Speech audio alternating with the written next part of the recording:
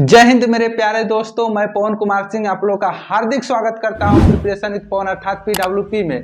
तो चलिए दोस्तों, जैसा कि आप लोग देखे होंगे और थंबनेल में भी देख लिए होंगे, और आज हम लोग का जो टॉपिक है किसी भी एग्जाम को कैसे क्रैक किया जाए और कितने कम समय में क्रैक किया जाए। ठीक है ना दोस्तों, ये स्ट्रेटेजी आप लोगों के सामने हम प्रस्तुत करने जा रहे हैं दोस्तों, जो कि बेहद खास है। ठीक है ना, आप लोगों का ही डिमांड था, उसी को हम लेकर आगे बढ़ते हैं। ठीक है दोस्तों, तो ध्यान दीजिएगा, आज हम लोग जो पढ़ेंगे best tips for any exam, अर्थात कह सकते हैं किसी भी एग्जाम को क्रैक करने का जो स्ट्रेटेजी होता है यानी रणनीति होता है, उसको हम लोग किस प्रकार से लेके चलें। ठीक है दोस्तों, तो आइए देखिएगा।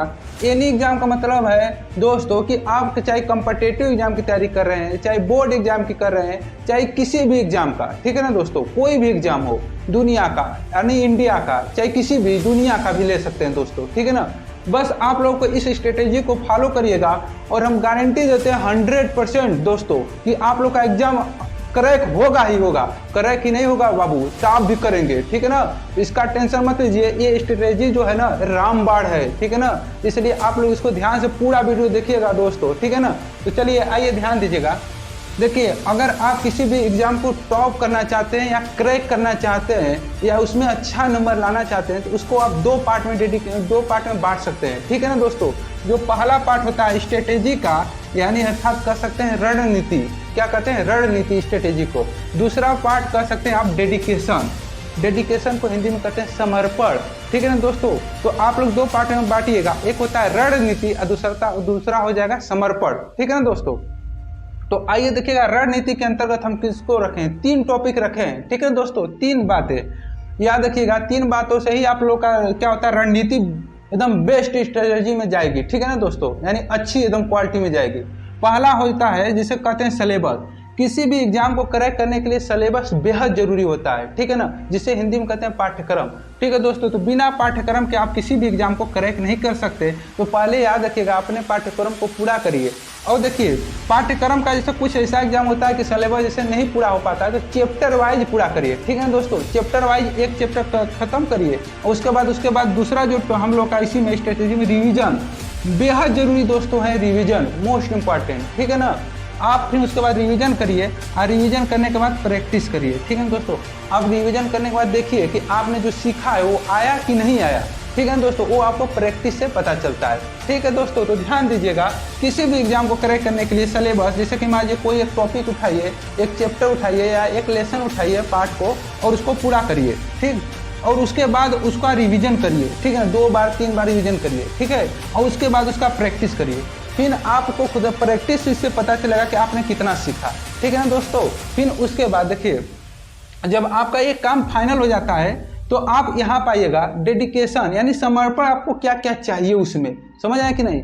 समर्पण में देखिएगा इंटरेस्ट होना चाहिए। पहली बात देखिए, इंटरेस्ट आता नहीं है, जगाना पड़ता है। जैसे हम बाबू अब मोबाइल चलाते हैं ना दोस्तों, तो मोबाइल में इंटरेस्ट अपने से आ जाता है ना।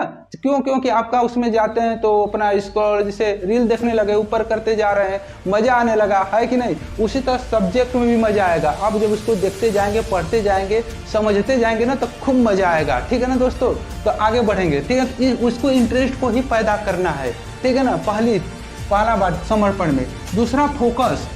दोस्तों याद रखिएगा, आप जब पढ़ाई कर रहे हैं ना, तो उसमें उस समय आपका फोकस उसी समय होना चाहिए। स्टडी कर रहे हैं तो स्टडी पर ही होना चाहिए, समझ आए कि नहीं। जैसे कि आप लोग देखे होंगे, कोई टॉपर टॉप कर जाता है और बाकी बच्चे नहीं करते। एक ही क्लास में मान लीजिए कि 10 बच्चे हैं, तो 10 में से 2 ही टॉप करता है, बाकी 8 रह जाता है नीचे वहाँ। काहे में रह जाता है? क्योंकि उसका उस समय पढ़ाई के समय उसका फोकस नहीं था बाबू, समझ आए ना। तो फोकस बेहद जरूरी है। तो फोकस को भी बना के रखिएगा। जिस समय आप पढ़ रहे हैं 4 घंटा पढ़िए, 6 घंटा पढ़िए, लेकिन उस समय अपना डेडिकेशन यानी फोकस को एकदम पूरी तरह से पढ़ाई पर ही लगाए रखिए। ठीक है ना दोस्तों, आप टॉप कर जाएंगे। ठीक, अगला जो होता है कंटिन्यूटी। देखिए, कंटिन्यूटी बेहद जरूरी है। कोई बच्चा क्या करता है, 2 दिन पढ़ता है, खूब सुरियाया, 12 घंटा पढ़ लिया, 18 घंटा पढ़ लिया।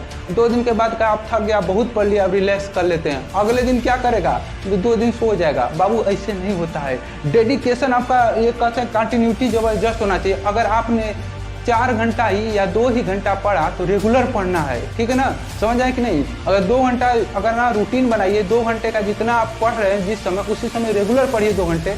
ये बहुत मतलब कि जरूरी खास बात है। ठीक है दोस्तों, उसके बाद पेशेंस।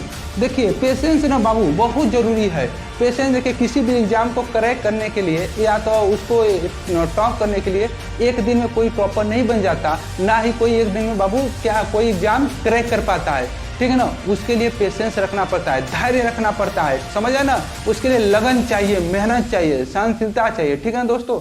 तो आप लोग जब इसका जो पेशेंस आप लोग रख लेंगे तो उसके बाद एक दिन जरूर आप लोग उस ऊंचाइयों को, उस मुकाम को हासिल करेंगे जिस मुकाम के लिए आप लोग बने हैं, ठीक है ना दोस्तों।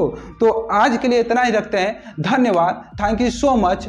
फिर मिलेंगे नेक्स्ट वीडियो में, बताइएगा कैसा लगा, ठीक है ना। धन्यवाद, लव यू ऑल।